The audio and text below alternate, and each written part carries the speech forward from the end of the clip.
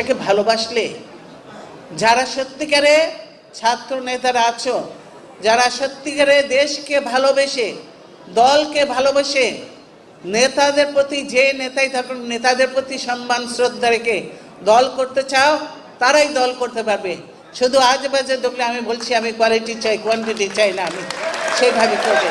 ভালো ভালো যারা সত্যিকারে এরকমই, তারা দল করো, তারা বড় বড় পদে যাবে, আস্তে আস্তে সবাই যাবে।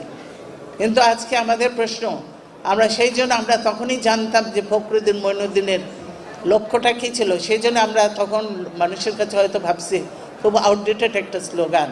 আর হাসিনা ডিজিটাল, কী যে ডিজিটাল করছে, সবই ডিজিটাল করে তো নিজেদের পেটে চলে যাচ্ছে আর কি, এই হলো অবস্থা।